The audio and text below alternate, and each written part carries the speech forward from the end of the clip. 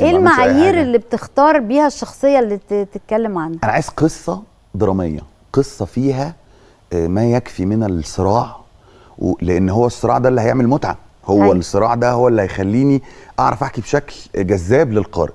وعايز قصه يبقى بطلها حياته هتفتح لنا نافذه على عالم ما نعرفوش.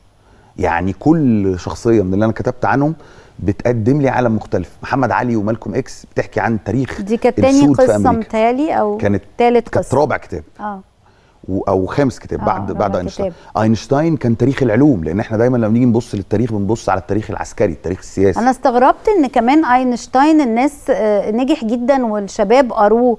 يعني هو اينشتاين، انا خريج هندسه، اينشتاين انا عارف معادلاته يعني كده عن ظهر قلب، بس ما اعرفش معادله واحده هو فكر فيها ازاي او هو ايه اللي كان شاغله. فبحس ان احنا تاني لو استخدمنا القصه اللي هي اقدم وسيله تعلم في التاريخ واقدم وسيله ترفيه في التاريخ قبل المسرح قبل اي شيء، فانا بعتبر ان القصه دي مدخل رائع لاي موضوع مهما كان معقد. طالما عملت بحث وطلعت نقط وطلعت معلومات، هتبذل بقى جهد في لضم المعلومات دي في خيط واحد وتسال انا احكي ايه قبل ايه. طب يعني اينشتاين مثلا كان قصه صعبه جدا في الكتابه، لان اينشتاين في سنه واحده هو غير الفيزياء، يعني في سنه واحده عمل 5 ابحاث غيروا العالم. مفيش اي هبوط بعد كده، هو الطريق كله طالع لفوق.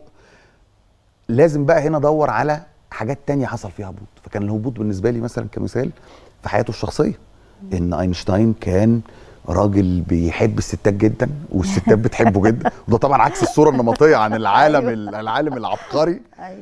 وكان عنده خلافات شديده مع مراته لدرجه انه قال لها بقول لك ايه، اما اكسب جائزه نوبل هديك الفلوس بس خلصينا من الجوازه اللي احنا فيها دي. فكل ما ببحث اكتر عن الشخصيه في جوانب مختلفه، كل ما بقدر اعمل شكل من اشكال الدراما في تقديمها.